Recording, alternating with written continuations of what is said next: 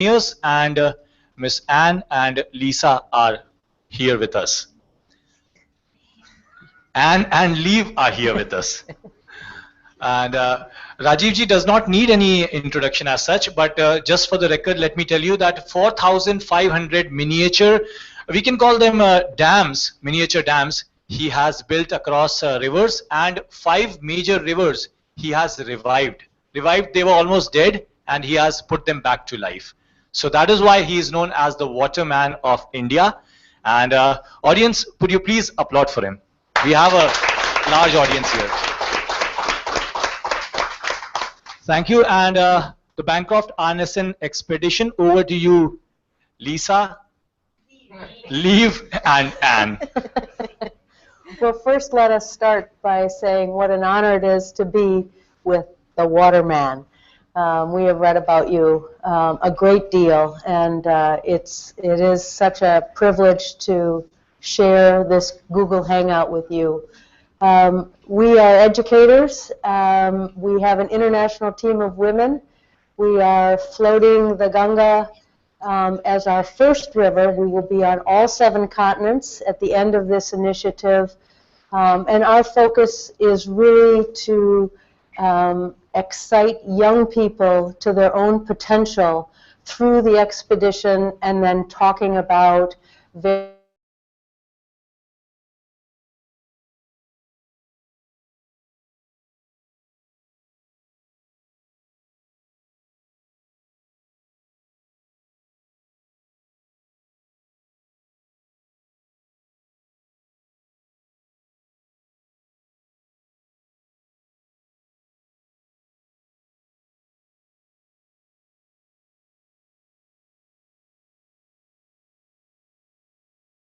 but on this magnificent waterway that is so complicated, so magical, and so filled with warmth of people and wonderful surprises beyond what we read in the newspapers in our homeland. So it's a privilege to be with you, and it's a privilege to be in this wonderful country.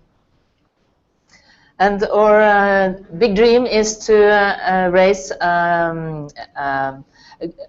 awareness about young people along all the rivers in the world. We start this Access Water expedition with the River Ganga, and every other year we will do an expedition on each continent. That's why we bring in women from each continent.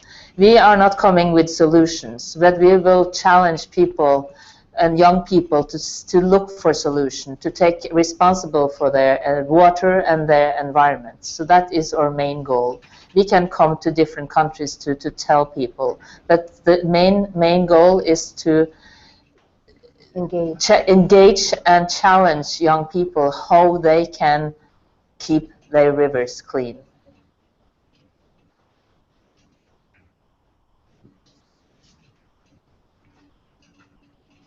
Rajiv ji, you have helped revive 5 rivers. So we are here, as Leave said, that we're not here coming up with solutions. We need some guidance. So how did you start about all this? The first river, the first time you saw something polluted, a river polluted, what did you think of, and what was the first idea that came to you?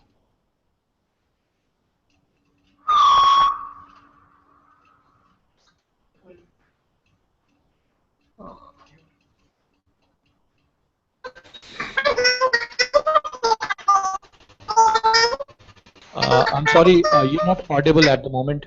Just give us a minute.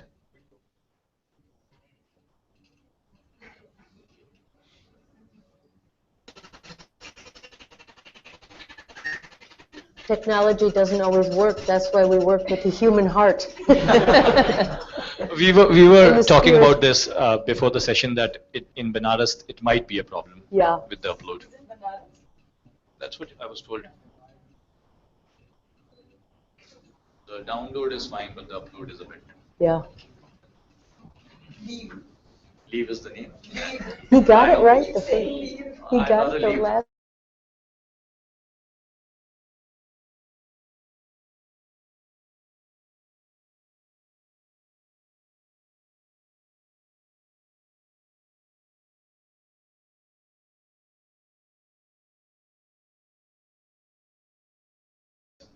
How did he start? What came to his mind? Yeah, yeah. So what question would you have? Yeah. Yeah, so I would start with the most basic one. Let's start with your name first. My name is Snail. I'm an economics student here. Yeah. So I hail from Varanasi. Yeah. Yeah. So what has been his motivation for doing such a great thing? Yeah. As in, from where had he started? Yeah. What is with Banaras? You being from there. Yeah. Let's start from there. Okay, so Banaras is a melting pot of cultures, right? Everyone knows it's the holiest cities. It's the city where people come to get moksha. So, Is the river holiest there? okay, so in principle, yes, yes, in principle, yes. But yeah, it has been damaged with a whole lot of things. What are your views on it? I mean, lived there. Uh, as a resident, I have been there many a times, but I found it. It's a very sorry state of affairs. But recently, with the Swachh Bharat Abhiyan,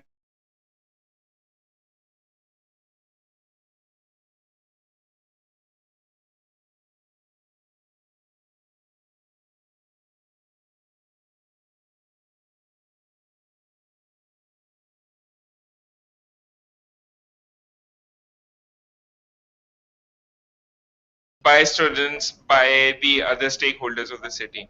So you have noticed change within the past 1 year? Yeah, the ghats have cleaned up. Some of the ghats have cleaned up in a very. The change has been very good. So hopefully, this should carry on to other cities as well. Of course, that is great. You, sir?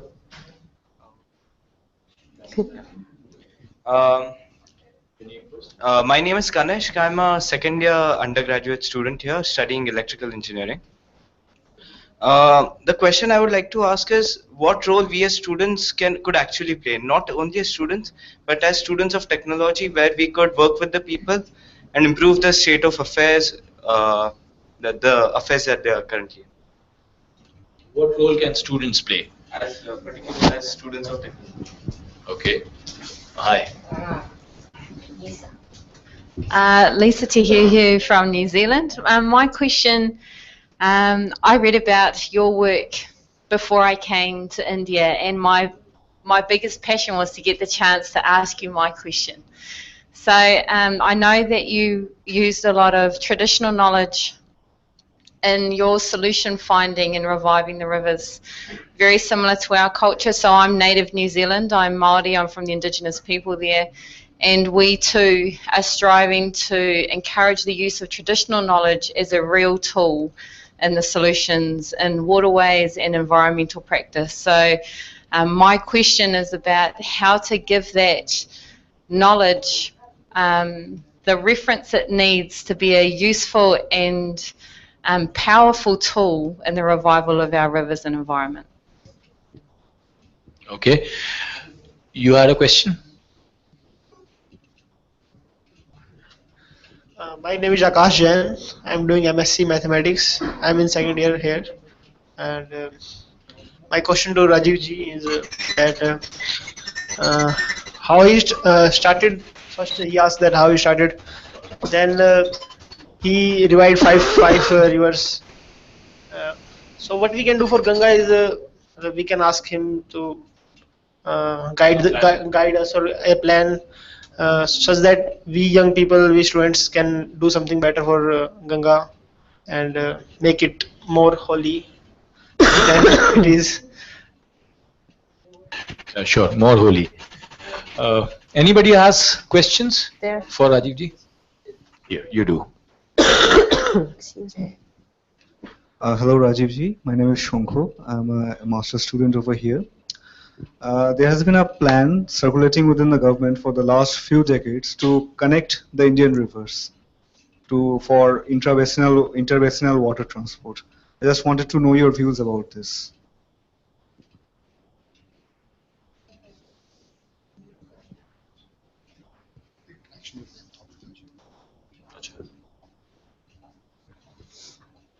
While we get Rajiv on air, any views on these questions from our team?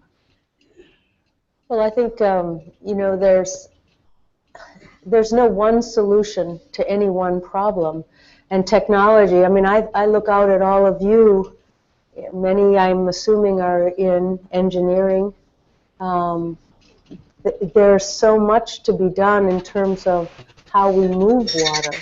One of the challenges, not only of the Ganga, is moving water out. We've been talking a lot today about what is going into the Ganga, but farms who are pulling from the river to irrigate, sometimes at great distance. So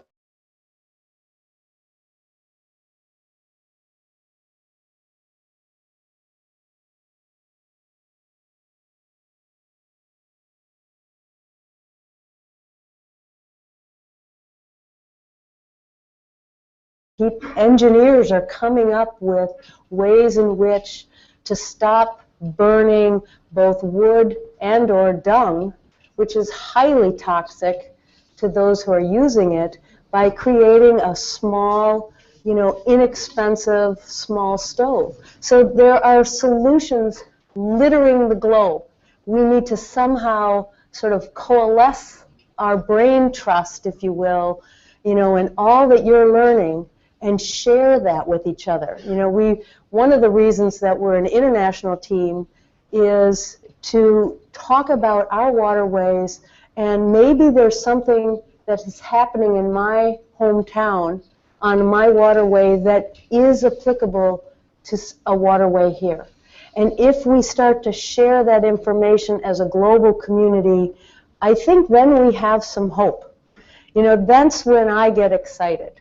We don't have any one solution, but we do have the ability, being sort of this odd group of blue women, the blue-shirted women going down the Ganga, to sort of have a conversation, to sort of ask questions, engage people, and then, when that sharing starts to happen through stories, it starts to radiate out. And it can be very exciting. But what you are studying is really key to so much of the problems that exist today. It is such a hopeful situation. I had asked Rajiv right in the beginning one question. How did it all start? These students here, they are about to begin their careers, their lives.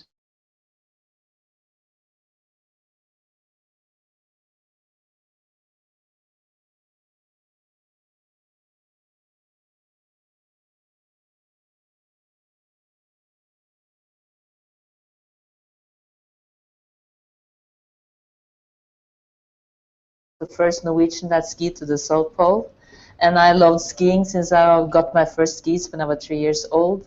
So that's through books I've got my first dream, how I get started. And that's also through love of reading. I also become a teacher, major in literature. So to me, the book starts it all.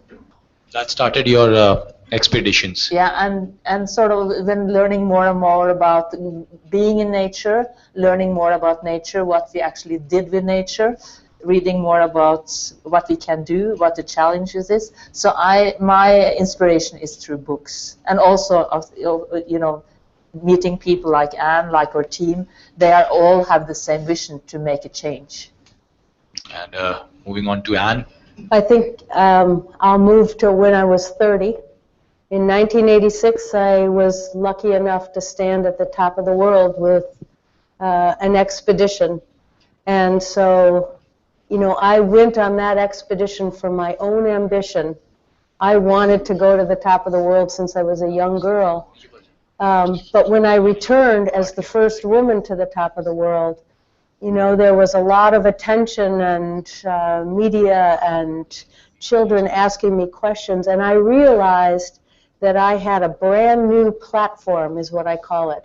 I had an opportunity to talk about things that were important.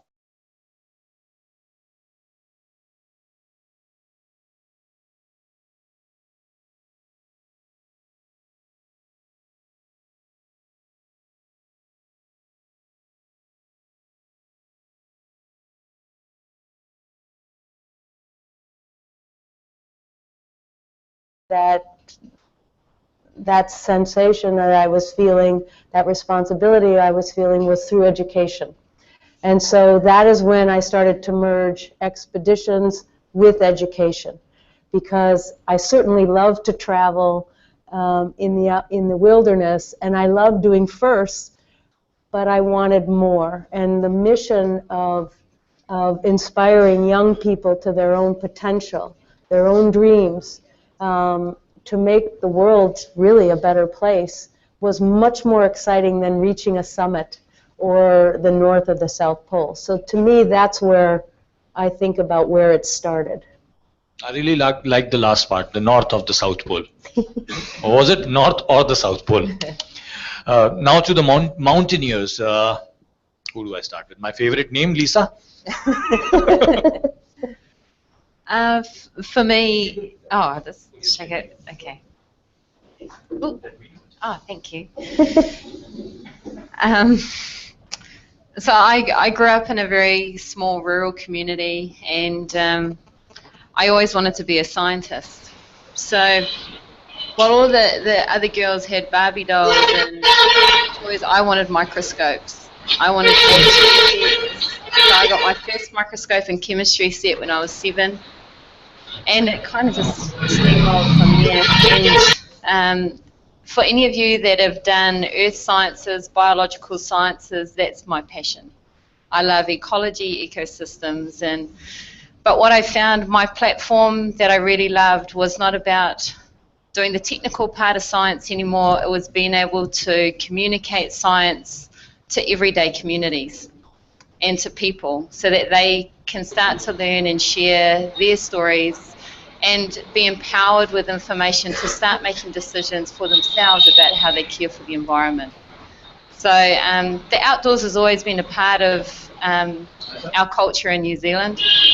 We have a really good cricket team and a fantastic rugby team.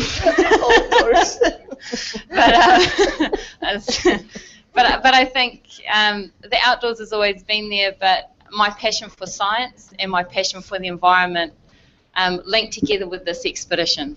Being able to connect that through continents and being able to connect that with children and the younger generation. So, yeah, that's kind of how it worked out for me.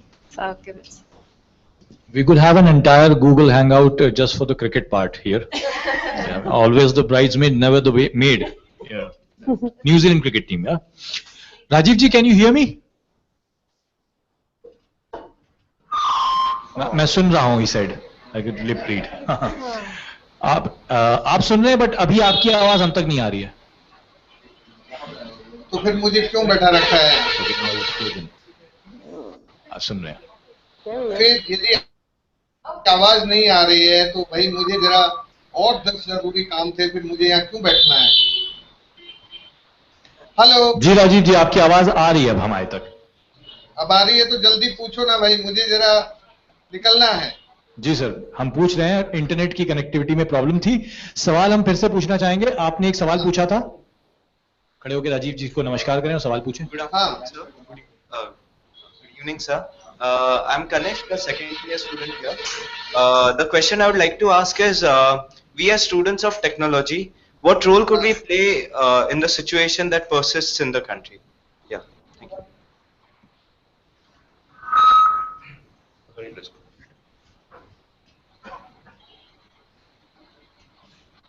Hello hello hello.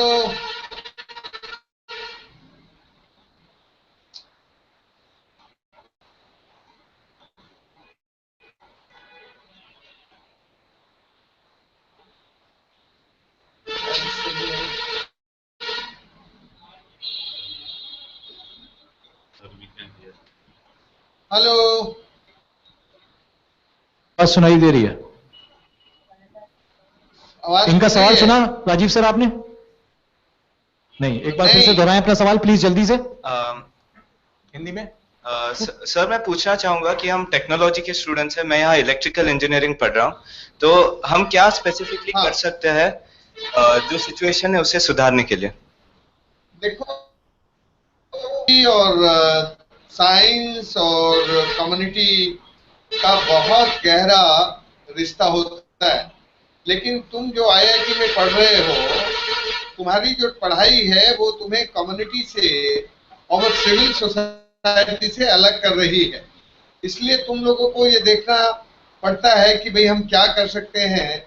मुझे लगता है कि शिक्षा सही में वो होती है जो टेक्नोलॉजी को, समाज को और जो समाज के सवाल हैं उन सबको जोड़ के रखती है। लेकिन ये जो अब मॉडर्न टेक्नोलॉजिकल एजुकेशन सिस्टम है, उसमें हम लोग अपनी सिविल सोसाइटी से और समाज से अलग होते जाते हैं, और उसके कारण जो भी आज पढ़ाई हम पढ़ रहे हैं उसमें खासकर जो नेचुरल रिसोर्स के एक्सप्लॉयटेशन की टेक्नोलॉजी है और जो पॉल्यूशन है, उन सब के बारे में समाज के नजरिए और समाज और राज और टेक्नोलॉजी, इन सब को इंटीग्रेट करने की कोई पढ़ाई इस वक्त नहीं होती है। इसलिए भारत की आज सारी नदियां, जो छोटी नदियां हैं वो सूख गई हैं और मर गई हैं, और जो बड़ी नदियां हैं वो नाले बन गई हैं, लाइक गंगा। अब गंगा नदी ही नहीं रही, उस नाले से भी ज्यादा बदतर हालत है। और ये जो हमारी रिवर हेल्थ है, रिवर हेल्थ और ह्यूमन हेल्थ की जो रिलेशनशिप है, उसको अब हमारा समाज भूल गया है कि यदि नदी स्वस्थ नहीं होगी तो हम कैसे स्वस्थ रह सकते हैं। तो जब हमारी रिवर हेल्थ हमारी पढ़ाई में और हमारी टेक्नोलॉजी के कारण, हमारी इंजीनियरिंग और साइंस के कारण ये जो सिविल सोसाइटी और नेचर की रिलेशनशिप है, इसको जब डिसइंटीग्रेट करती है, अलग करती है, तो फिर उसमें यही होता है। आज जो भी कुछ हम पढ़ाई पढ़ रहे हैं, उस पढ़ाई में हमें नेचर से दूर करने की पढ़ाई ज्यादा हो रही है। इसलिए मेरा कहना यह है कि भारत में अभी तुम्हारी उम्र के नौजवानों को, जो देश की सबसे बड़ी टेक्नोलॉजी संस्थानों में आप लोग पढ़ रहे हैं, इन संस्थानों में पढ़ने वाले विद्यार्थियों को ये जो अब 21वीं शताब्दी के प्रदूषण के और पर्यावरण के संकट हैं, उनके सॉल्यूशन आपको अपनी टेक्नोलॉजी में ढूंढना चाहिए, और उन सॉल्यूशन को ढूंढकर समाज के साथ जोड़कर उसका समाधान करना चाहिए।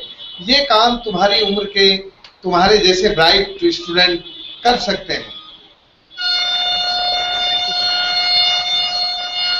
Krishna ji has a question.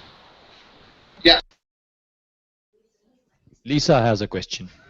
Please. I was told that you have a question. You don't have a mic? I was told. I'll try to. Hello, sir. Lisa Tehiu from New Zealand. My question is about the use of traditional knowledge and the protection and restoration of waterways. I'm native New Zealand, Māori for Indigenous peoples, and we are trying to very much use our traditional knowledge in the revitalisation of waterways. So interested in what you have to say about that.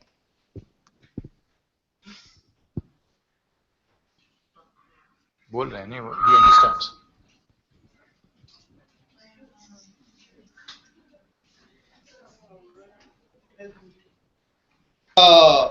Water, cleaning of water and conserving of water.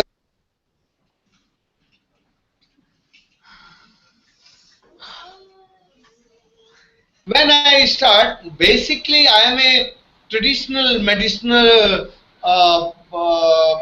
medical doctor, but I am doing water conservation, I am doing engineering. So I start, I learn.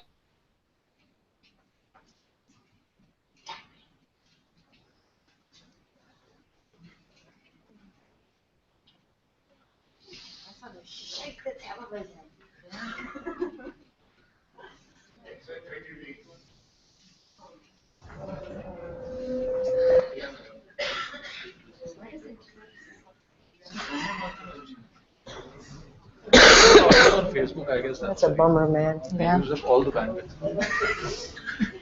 Everybody's on Facebook all the time.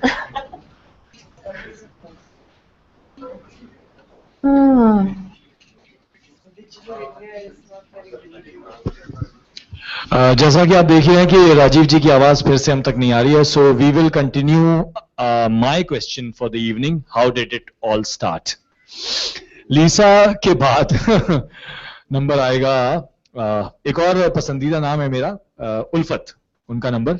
So Ulfat, would you like to tell us how did it all start, the whole love with mountaineering and social work? Yeah. So when I was a teenager, I love sport, and I start play volleyball, and it's I become from very conservative community, like they don't like women to do sport. So my first challenge was with my community as a woman to become a professional volleyball player. And you're on the Hangout, so people are looking at you, looking at you. And so I really believe it in my way, and I get all the support from my parents. After that, I become the first Palestinian play in Israeli national team, and I get also her time from the Israeli as Palestinian.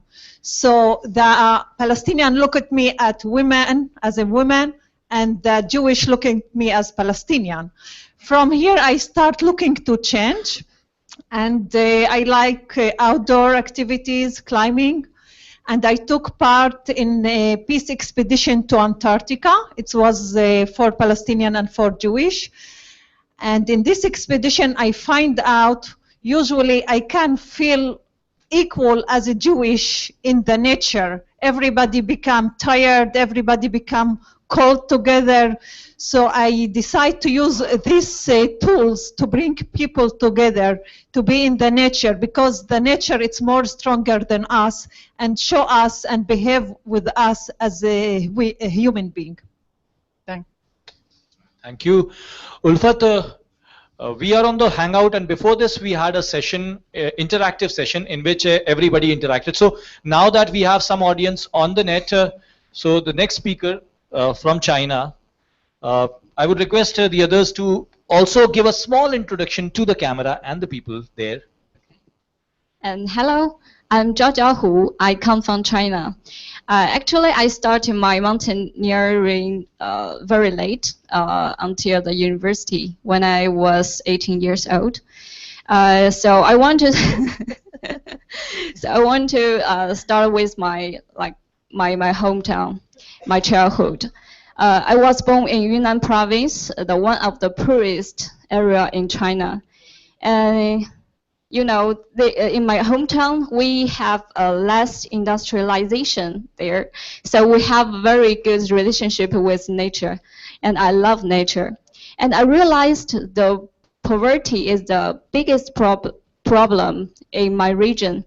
So when I went to college, university, I chose the subject is economic development and management. And later I realized maybe the education for the kids is the sustainable way to solve the poverty. So I organized education group, a support group in my region for 4 years to encourage the kids have dreams. And that's what I did in the past. And when I began to work, I work as the economic development consult in China. Now I live in Beijing with my husband. I just think maybe it seems very far away with my work and nature. But I find in the last year, I find I'm wrong, because you know, everybody in different field will find their own way to help to achieve the balance of a human being and the environment and the economics. Because I did a lot of job on the economic and sustainability sustainability of the economic development. So I believe whatever you study and what field you work for, you will find your own way to deal with this nature and the human being and to protect the environment and to save our water. Thank you. Thank you. I must say that your English is commendable, considering it's not your first language. And moving on to our next mountaineer, she's from faraway land, Chile. Hi, hello. My name is Marcia Gutierrez from Chile. I'm a mountaineering. I'm an engineer too, and I work in safety and environment. And I climb maybe 18 years more continuously. And I create a new mountaineering club, and now we are with another friends creating a new mountaineering club, because we have to educate the people to go to the mountains, because if they don't know the environment, how they gonna be care the forest, the rivers, the water, if they don't know. The idea is this: to try to close the young people at the mountains, because where I live we have volcanoes in activity and a big forest, and the idea is create new younger people that protect the environment. And I'm working on this maybe 20 years, and I hope that the new generation of my country can love more the mountains, can protect the mountains, and the mountain is the water, because there is the water in the glaciers. And I'm trying to educate the people when I back to my country in Chile. I hope you can share this expedition, this story, all that we are living here with the younger, and because I work in a university too, and this is the idea. Thank you. Thank you. And finally, our very own Krishna Patil from India. Good evening. I'm Krishna Patil from Pune.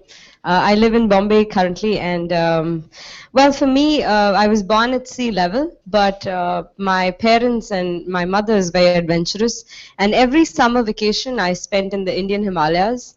We used to drive down from Pune and go all the way up. Every year we covered one area. One year we did Kashmir, then we did Leh Ladakh, then we did Himachal Pradesh, then we did Uttarakhand. And so the mountains became a part of my life. It was the one part of the year that I would look forward to for going into the mountains. When I was 15, I did my first adventure course in Nehru Institute of Mountaineering. And I think that sort of changed my view a little. And I was like, wow, you can actually climb and learn how to climb mountains. And this is, there are schools about this. And in 2007, when I was 17, I did my basic mountaineering course. And once I learned the basics of mountaineering, I sort of decided that this is what I want to do all my life. I want to climb mountains. For me, it didn't matter what mountain it was and where it was. All I wanted to do was climb. And fortunately, I got a chance to be on a pre-Everest expedition to Satopant, which I climbed when I was 18. And then, of course, Everest happened in 2009. And climbing that was, again, like Anne said, I think it gave me a platform to say the things that I always wanted to say, whether it was environment. I remember going as a child to Gangotri Glacier when I was about 9 years old. And knowing that it's receding, I had an army officer uncle of mine who told me about how it's been receding. And I stopped using cars or vehicles for short distances in Pune. Every time I went to the mountains, I changed one lifestyle habit of mine when I came back. And I think as you become a mountaineer, or as closer you go to the environment, you realize how you are unnecessarily affecting it when you go back home. We don't realize how our lifestyle, even in Bombay and Pune, makes a difference to whether a glacial lake breaks in Nepal or whether a glacial lake breaks open in India. So it's a slow realization that happens every time you visit nature. You come back with knowing that you have to control yourself to make sure that the life that we have right now sort of continues. And I think that just going into the mountains can give you that vision of how you can stop yourself from destroying it further. Yes. Yeah, this is Ajit from Department of Environmental Engineering, and I am a mountaineer too. I have done many expedition around more than 5,000 meters. So I have two questions. The first question is how you do deal with the waste when you go out for the activities like trekking and in the Himalayas, because as you have seen in the Gangotri, recently I went for a trek and the Mount Rudugera peak, and where what I noticed, actually they take some charges to live in the mountains, but they don't provide any facility to put our waste or in plastic and other wastage. So how do you deal with these things? So I've had one expedition that I did in the Gangotri Valley in 2008, which was the Mount Satopant expedition, and we got all our waste down. We were an environmental expedition. We actually also got 1 ton of garbage down from the Satopant glacier. So all my expeditions have been zero impact expeditions, where even from Antarctica we carried our pee and poop back in bags. There are really cool disposable bio bags that you get. Even in Nepal, my Everest expedition also was a completely eco-friendly expedition. So even if we don't have to, like, I noticed that we just trekked up to Gaumukh as well, and I noticed that a lot of there were no bins really along the way. Maybe only in Bhojwasa or only in certain places there are bins that you can see. I just went for Everest Base Camp also just before we started this expedition, and over there every 2 kilometers you have bins for bottles and cans and every like segregated this thing. Though we don't, I mean, as mountaineers, though we don't have the government placing bins for us, I think we can ourselves make sure that we don't leave anything behind, for starters. And even for biological waste, there's a lot of solutions that can make sure that you're not leaving a footprint behind. There are a lot of crazy, I don't want to go there, but there are a lot of techniques to make sure that you do not leave a footprint behind, no matter what, especially a biological footprint. So it's, I think, every mountaineer to himself and how you behave once you're in the wild. Did I answer your question? Yeah, it's about like you were talking about, like you are working for the and to spread the awareness among people that don't drop your poo in the river, in the river Ganga. So I have a question, like the dropping, the idea of dropping the poo in the river, how it will work. Like we can spread the awareness in among the people that don't put your poo in the river. You are not yourself putting it. Yeah, but this is the question. Actually, we are not ourselves putting it. The sewer lines from which putting it, so, and it's governed by the government. So, what will be the role of the awareness in this?